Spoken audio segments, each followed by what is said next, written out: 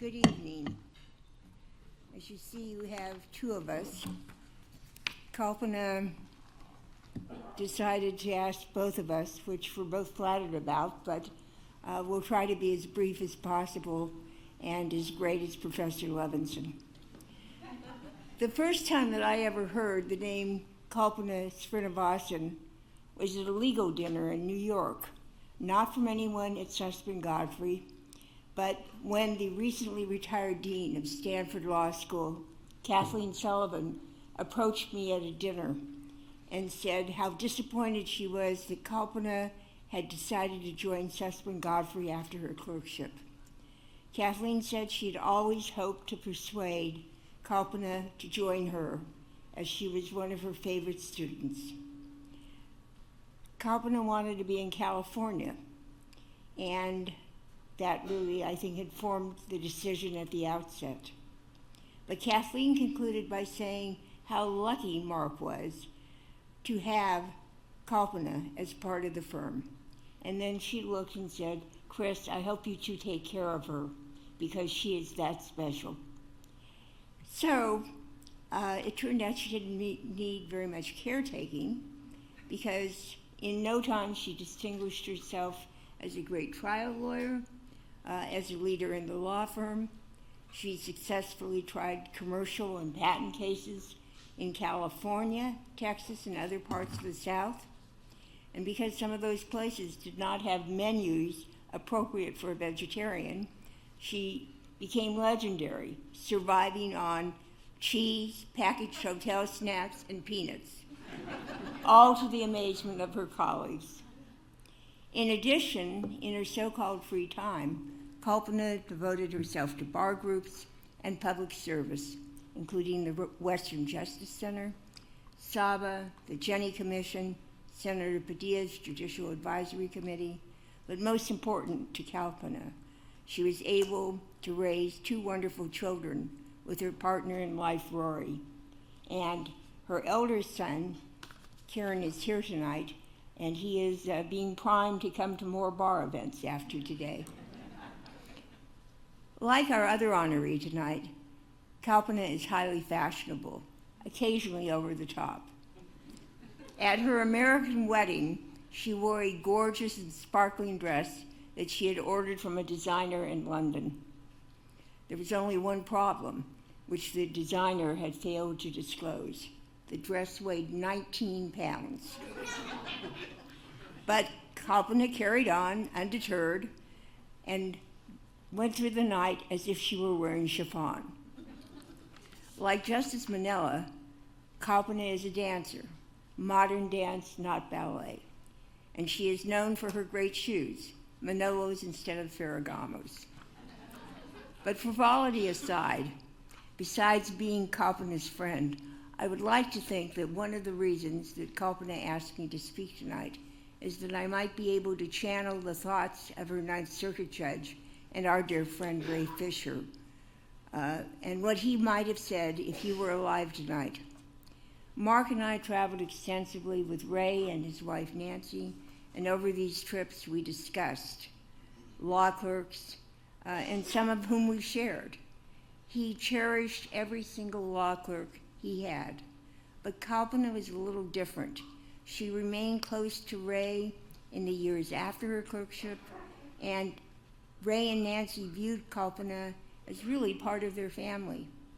Ray continued to advise Kalpana on her pro bono activities, many of which have led her to this award tonight, until the end of his life, and Kalpana followed his direction, making him extremely proud.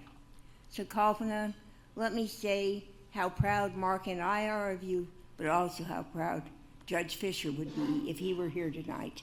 Congratulations.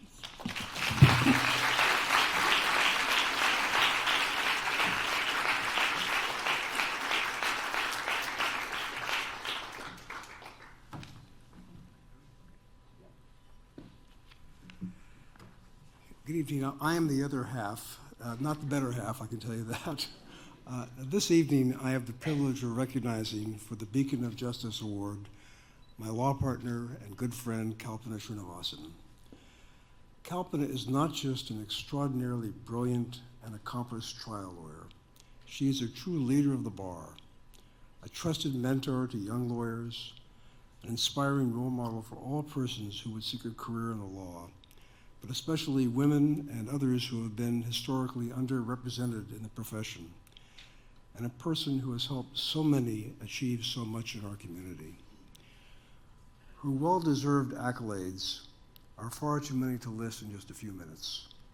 She's been repeatedly named one of the top 100 lawyers in California and all of the United States, named a titan of the plaintiff's bar, an intellectual property law MVP, and most recently a legal legend by Law Dragon.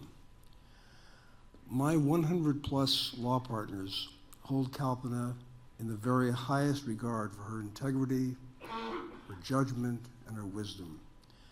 Kalpana was unanimously elected one of our firm's managing partners, one of only 5 lawyers to be accorded that honor in the entire history of our firm.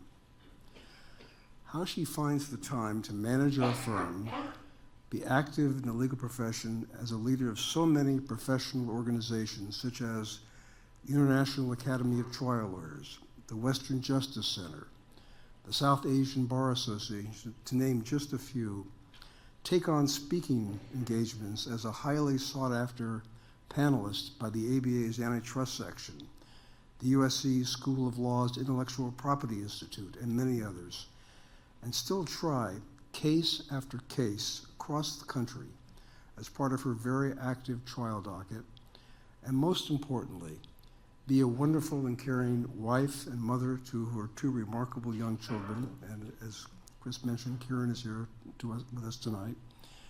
It's a major mystery of life. She is truly a Wonder Woman in every sense of the word. I can still remember quite vividly when she first joined what was then our quite small office in Los Angeles. I knew immediately she was going to be a star and go very, very far, but I had no idea how much she would achieve in so short a time. Kalpana's accomplishments are also a testament to our country's long history in welcoming immigrants seeking to make a better life for themselves and their families.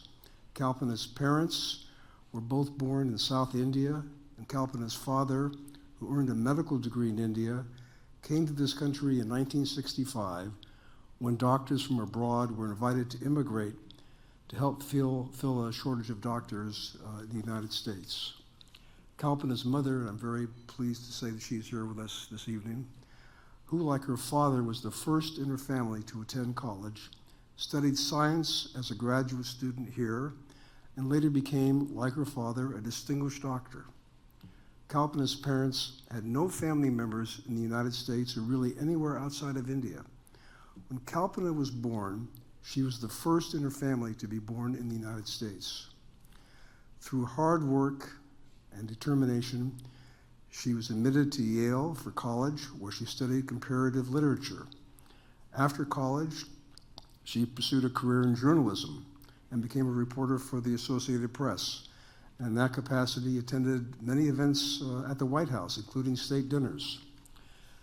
Kalpana's work as a reporter, it sparked her interest in the law and how she might make a difference as a lawyer.